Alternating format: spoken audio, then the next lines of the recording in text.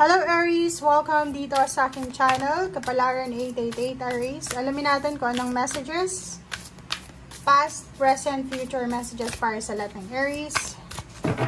Okay, kung bago ka sa channel ko, please like and share guys. Okay. Aries. Wow, ang galing naman. Okay. Bakit ganun, Aries?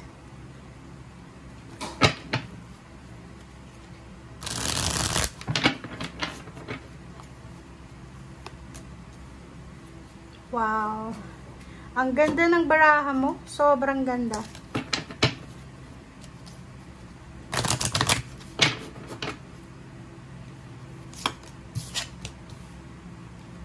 Ang ganda.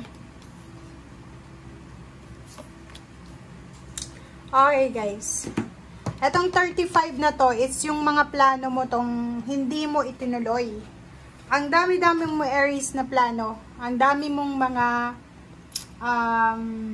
plinano, ang dami mong source of motivation, 'di ba, sa nakaraan. Dito sinasabi ng barahan na marami kang plano na hindi mo na ituloy. Siguro nag-focus ka sa nakaraan sa short term. So, sinasabi ng baraha sa'yo na may swerte na dumating sa'yo from the past. 'Di ba? Yung past mo is, nagkaroon ka rin ng trabaho, maayos din yung takbo ng buhay mo. May mga ups and downs ka, may mga good side and bad side. Maraming hindi nakontento sa nakaraan, maraming hindi nakuha kung ano yung gusto nila. Maraming nahinto na pangarap, or pwedeng panaginip, or goals. But, ang current situation mo ay napakaganda. Kasi, sinasabi ng barahan na anuman daw itong sagabal, okay? Anuman itong sagabal sa nakaraan mo, kung bakit hindi ito matuloy-tuloy. For example, ano ba yung sagabal sa nakaraan mo? Ano ba yung naging rason kung bakit hindi mo na ituloy yung pangarap mo? For example, ang pangarap mo dati is mag-aral, hindi ka nakapag-aral, yung problema sa nakaraan is pera. Wala kang pang tuition. Dito daw sinasabi na kung ano man itong mga danging dahilan para sa mga pangarap mong na late, na delayed, posibleng makuha mo na siya sa ngayon. So, makukuha mo na yung sagot sa mga katanungan mo sa past mo kung bakit kaya hindi ako nag-succeed? Bakit kaya hindi ko nakuha yun? Bakit kaya yung relationship hindi nag-work? Parang gano'n. So, marami kang questions sa nakaraan. Mga short term lang yung trabaho na nakuha mo, short contract, parang gano'n. Hindi umabot sa long term. So, parang gano'n. And sa kasalukuyan mo, sinasabi ng barahan na huwag kang masyadong mag-alala kasi may iba sa inyo na natutrauma kayo. Natutrauma kayo sa nakaraan. Parang iniisip nyo, nako, ganun pa rin mangyayari. 'Di ba? So, eto, ang Wheel of Fortune ay posibleng iikot yan para bigyan ka ng new beginnings or eto nga, delays. Maraming hindi nakuha yung iba sa inyo. Maraming na delays. It's either work or business or relationship, family na posibleng magsimula. So, may bago matapos siguro yung taon ng 2024, makakapagsimula ka ulit ng bagong trabaho or siguro isang unexpected na progreso or isang positibo na pagbabago sa buhay mo. So, pwede kang makakuha ng bagong sasakyan or makabili ng bagong sasakyan, makapag-travel ulit, or kung yung work mo is traveling talaga, yung kailangan mag-travel, makukuha mo siya siguro at the end of December. So, parang ganun. And yung future mo dito is maganda. Sobrang ganda niya. Kasi, eto, na 3 of Swords. Sinasabi ng barahan na marami kang disappointments or ang nakikita ko sir dito, stressful yung buhay mo eh. Pwedeng na-disappoint ka sa isang tao, na-disappoint ka sa trabaho, na-disappoint ka sa nangyari sa'yo, but dito sinasabi na let go of the past. Ano man itong hindi mo nagawa sa nakaraan, huwag mo nang dalhin sa future.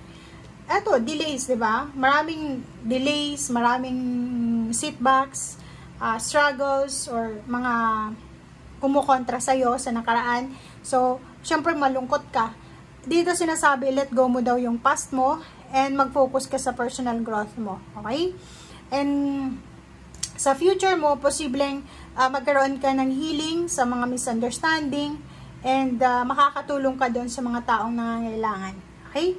And napakaganda na itong 16 kasi 7, posibleng babalik yung mga nawala sa'yo. Lalo na relationship. Sa future nyo, posibleng yung magkarelasyon na naghiwalay ay pwedeng magkabalikan. Family members na nag-away, posibleng magkaroon ng healing sa misunderstanding. Katrabaho, kaklase, kapitbahay na hindi naging maganda yung takbo ng relationship ay posibleng magkabalikan. And ang Hermit card na to, it's a lesson to for past, present, future, na sinasabi na bago tayo gumawa ng isang desisyon, bago tayo gumawa ng move or actions, lalo na sa buhay pamilya and buhay pinansyal, kailangan daw muna nating pag-isipan. Kailangan nating mag-meditate, mag-contemplate, alamin natin yung pros and cons, hanapin natin yung liwanag, huwag tayong magpadalos-dalos. So, ang advice sa'yo ng The Hermit card na to guys is, kahit sa past, present, and future mo, pag nandun ka sa situation na stress ka na, pag nandun ka sa situation na hindi ka mapakali dahil sa sobrang stress ka na, or hindi mo na alam kung ano yung gagawin mo, sinasabi ng baraha sa'yo dito na breathe in, breathe out, meditate, okay? Pumasok ka sa kwarto, mag-isip ka, or pumasok ka sa lugar na solemn, pwedeng sa simbahan, or yung mag-isa ka lang para makapag-isip ka ng tamang solusyon sa mga problema mo. Okay?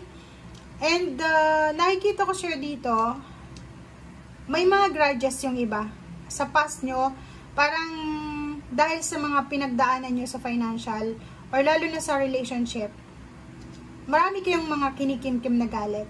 Pero itong The Hermit na to, sinasabi ng baraha na unahin mo daw na i-clear yung energy mo. Kasi pag hindi natin na-clear yung energy natin, pag dala-dala mo pa rin, bit-bit mo pa rin yung nangyari sa nakaraan, hindi mo makukuha yung clarity. Hindi mo parang mahahawakan yung etong fresh new start na to kasi nandun ka pa rin sa past mo, 'di ba? So, ang pinaka-literal ditong gagawin mo daw is kailangan mong mag-move on, kailangan mong magsimula sa simula. Huwag kang matakot magsimula kasi may bit-bit ka ng lesson eh. So, bakit ka matatakot magsimula? Okay? So, The Hermit card, napakaganda nito. It's my favorite card to, na sinasabi sa atin na kailangan natin na kalmahin ang ating emosyon, ang ating sarili, kalmahin natin ang bawat, or kalma lang tayo sa bawat desisyon natin. Huwag tayong magmamadali and make sure na pag-isipan lahat ng gagawin. Okay? Bye guys!